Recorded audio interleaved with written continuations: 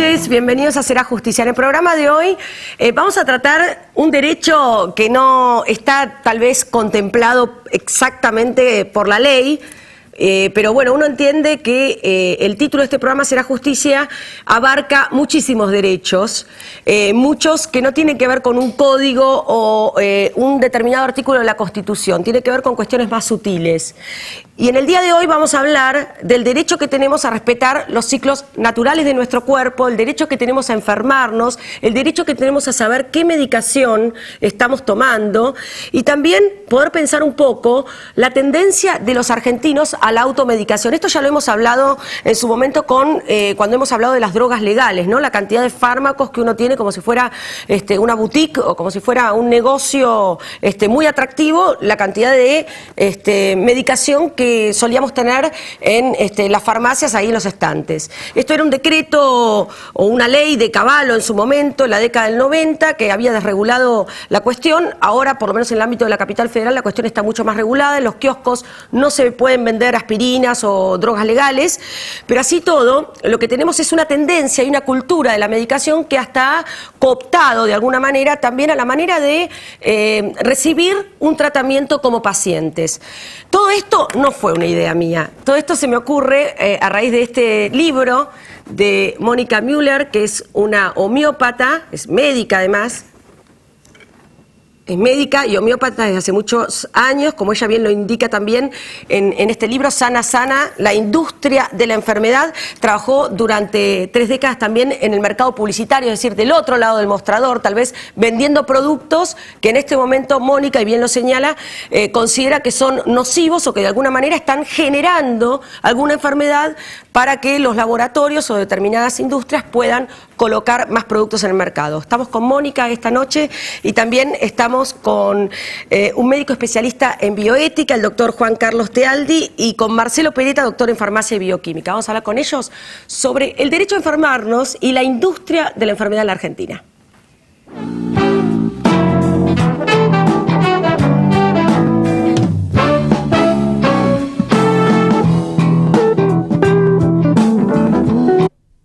Cámbiate Ospose Integral. Gana tu salud, ganas vos. Ospose Integral. Compromiso médico. El Centro Médico Montserrat, por sus servicios médicos de excelencia en diferentes especialidades, obtuvo la distinción del ITAES, el instituto que acredita garantía de calidad médica. Centro Médico Montserrat, un nivel superior en salud.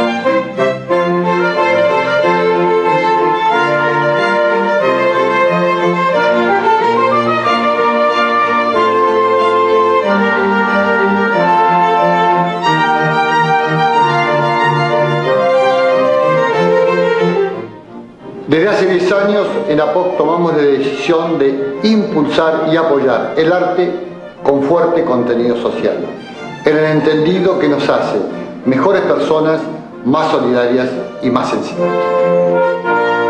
¿Sabías que en la ciudad ya estamos separando nuestros residuos? En algunos barrios estamos dando los primeros pasos para un tratamiento verde de la basura. Y de a poco se van a sumar todos los barrios.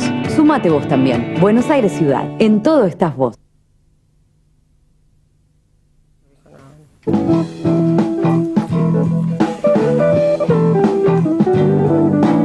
Con Mónica Müller, con su libro Sana Sana, la industria de la enfermedad, y también con el doctor Juan Carlos Tealdi. Muchas gracias por venir, buenas noches. Gracias, Mónica, también. Y el doctor en farmacia y bioquímica, Marcelo Pereta. Me parece que con ustedes podemos armar un poco de qué se trata la cosa. Quiero empezar con Mónica, con esta idea de hacer este libro, ¿no? Tomando apuntes durante 4 años. ¿Y por qué?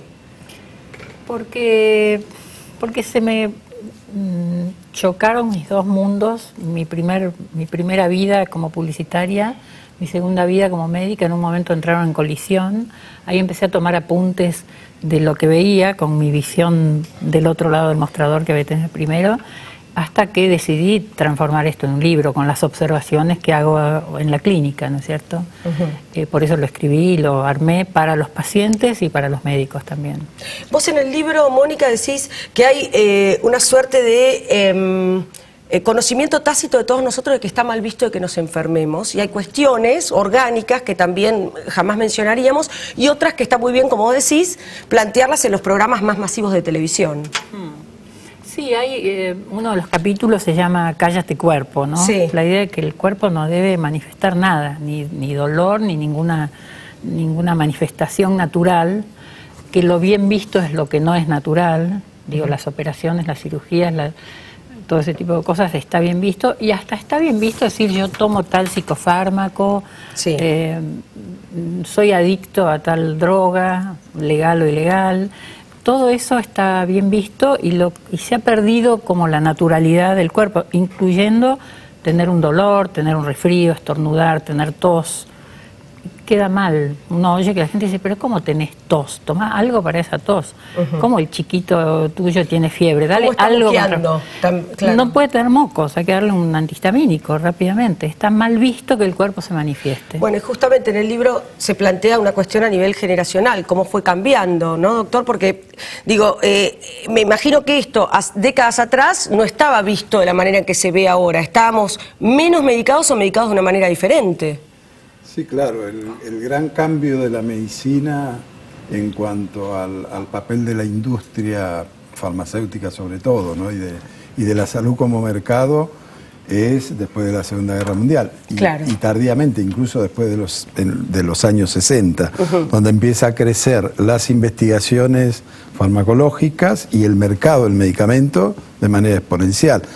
Eso trajo aparejado esta medicalización, este intento, digamos, de convertir al cuerpo humano en un objeto de consumo, al mismo modo que antes se consumían automóviles, heladeras o lavarropas o televisores. De repente lo que pasó a ser objeto de consumo es todo lo que se modificaba en el cuerpo. Entonces es digamos, la transformación del cuerpo como mercancía, ¿no? Y ligado a eso las cuestiones que vienen de las investigaciones y del rol de los médicos y de las profesiones en esta cuestión. Marcelo, ¿hasta dónde los laboratorios contribuyen con esto en el sentido de perder su costado más humano, si es que deben tenerlo, o perder determinado compromiso para con la sociedad a costa de las vidas, ¿no?, de las personas? Pues estamos hablando de la salud. Claro, si bien los laboratorios no vienen aquí a hacer beneficencia, han perdido este costado humano. Es decir, sí, es evidente que han montado su esquema de negocio en función de vender muchas pastillas, muchos comprimidos, muchos litros de jarabe, muchos cajitas de medicamentos. Y antes esto estaba centralizado en los adultos mayores, que se supone que era la etapa de la vida donde teníamos enfermedades que se suponía que justificaba el uso de medicamentos. Hoy, mientras más temprano empieza el cliente, entre comillas, a consumir medicamentos, mejor para la industria farmacéutica, o genera todo un esquema para que el inicio en el consumo de fármacos sea mientras antes mejor. ¿Por qué? Porque el cliente, repito, entre comillas, sí, que empieza desde chico, es un cliente que lo voy a tener por toda la vida, consumiendo este tipo de fármacos, después otro grupo, porque siempre varían, pero siempre va a él necesitar una pastilla para corregir algo que en su vida cree que tiene que ser corregido. Sí, pero un poco lo que señala Mónica en el libro, que uno también puede observar si uno se detiene a ver un poco el recorrido propio, ¿no?, respecto a nuestro vínculo con la medicación, aquello que corrige algo tal vez desvía otra cosa, entonces hace falta otra pastilla para corregir aquello que torció una medicación, que fue provocado, es decir, que tenía un curso natural y fue alterado de alguna manera, Mónica. Sí, así es como hay gente que está tomando 8 o 9 medicamentos, así es como uno los ve en la farmacia, a mí me parte el alma.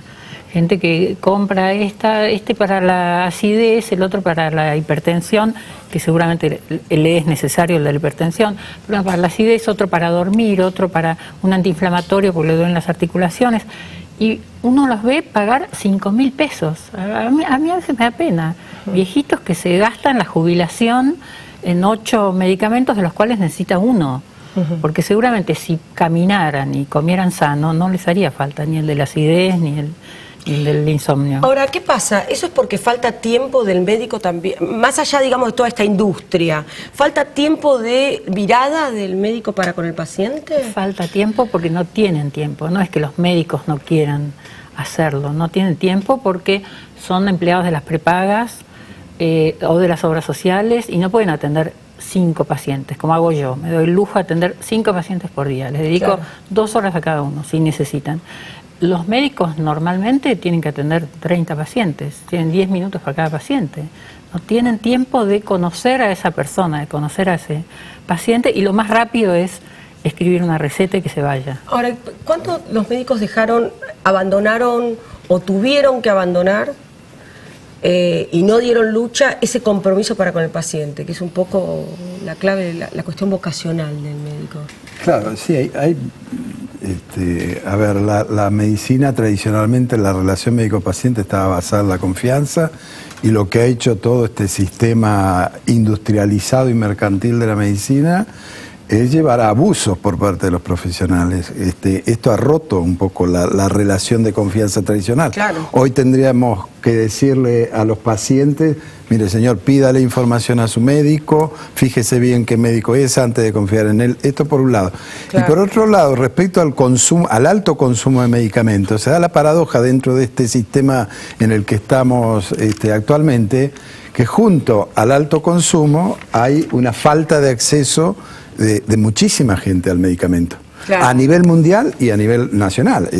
Lo vemos, qué sé yo, el acceso a los medicamentos oncológicos, para poner uno crítico, ¿no? Entonces, qué paradojas de este sistema, digamos, de producción y de mercantilización de la medicina, donde en realidad cuando uno tiene el foco puesto en la venta, como se decía, la producción masiva y el consumo masivo, en realidad no interesa el paciente como persona, no interesa la salud de la población, es decir, el mercado no mira a esas cuestiones. Entonces, esto realmente es una contradicción flagrante. ¿A nivel mundial esto es algo que está en aumento o contrariamente? O sea, como uno puede pensar que en Estados Unidos eso está absolutamente naturalizado, de pronto hay una tendencia más a volcarnos a mirar un poco qué se está haciendo con toda esta gran industria de la enfermedad y de los fármacos, y de pronto en Sudamérica quedamos como siempre relegados, ¿no? Y con falta de controles. Se está trabajando en eso. Estados Unidos, que justamente el país capitalista por antonomasia, y que en donde empezó el sobreconsumo de medicamentos primero en el mundo,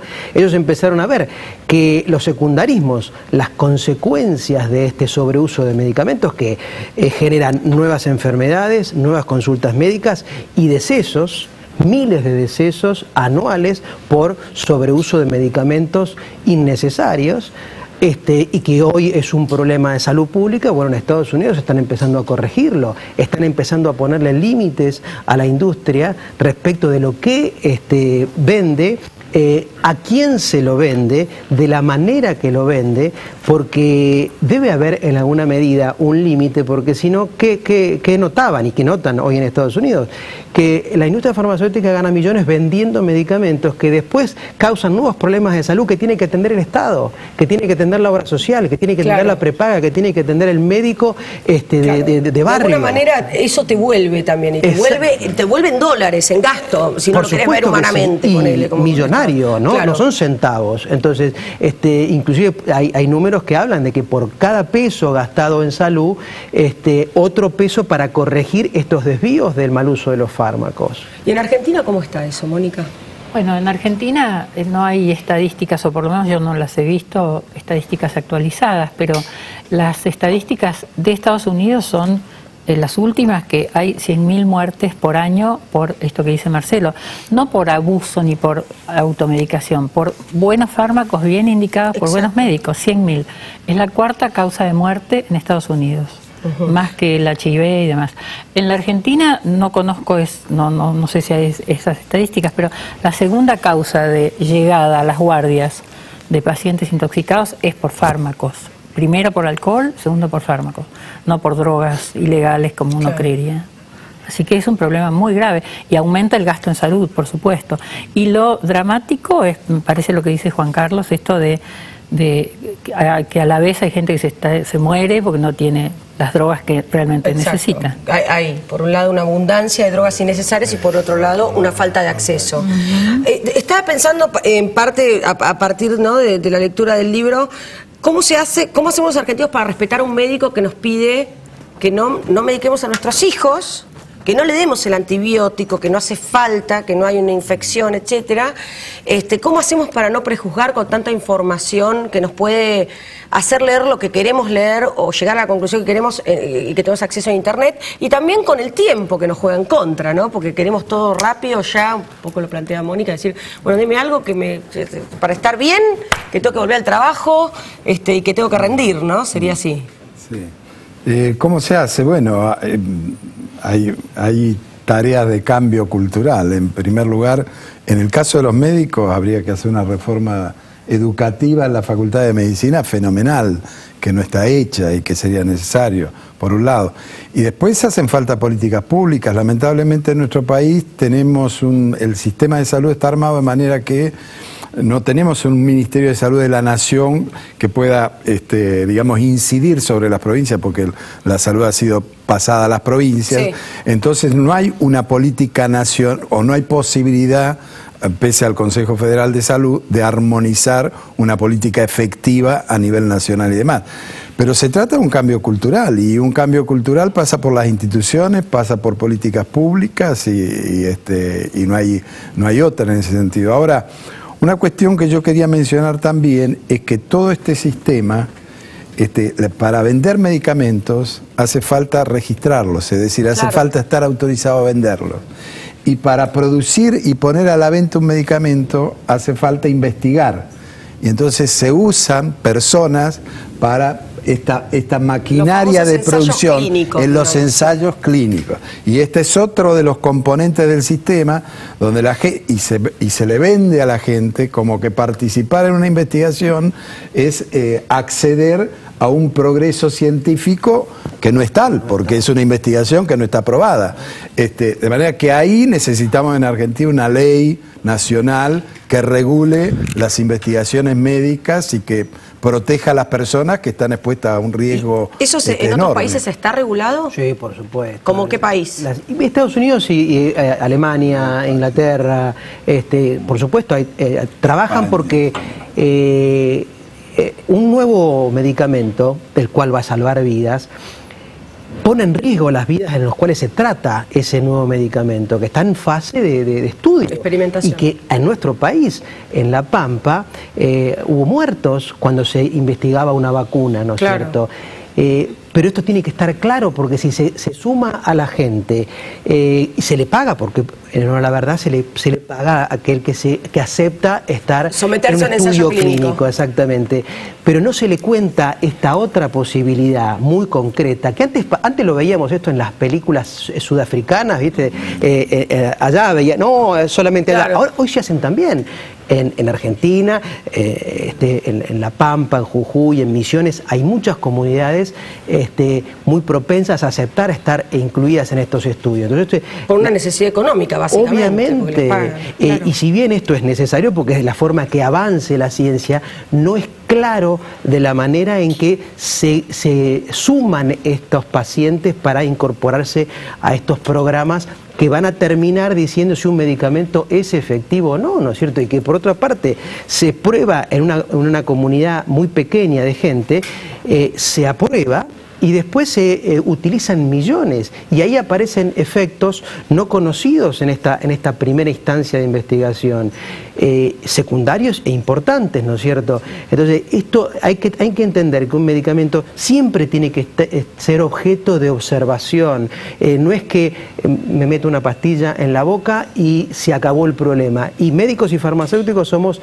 estudiados o formados en la universidad creyendo que todo lo que hagamos, el médico en el diagnóstico, el farmacéutico en la dispensación, para llegar al fármaco alcanzamos la solución. Y esto no es así. Hoy vemos que el medicamento está siendo causa de nuevos problemas porque requiere un seguimiento muy paulatino en cada uno de los pacientes que lo utilizan. Bueno, Juan Carlos recién lo decía, ¿no? Esta cuestión de un cambio cultural, pero me parece que ahora el consumidor es el que no quiere cambiar. Me parece que los argentinos somos los que nos hemos habituado, tal vez por falta de información, por ignorancia, primero a desacreditar al maestro, al médico, no sabe nada.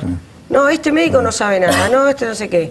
O tal vez digo, les quiero decir que Mónica es médica clínica y por opción es homeópata unicista y no es que está en contra de todas digamos, las medicinas tradicionales. Simplemente este libro, porque yo ya me la veo, porque digo, sí, no, porque es homeópata. Ya, no, yo no escribí el libro porque soy homeópata, claro. Digamos, no, porque piense como homeópata, sino que me hice homeópata por cómo pienso. Exacto.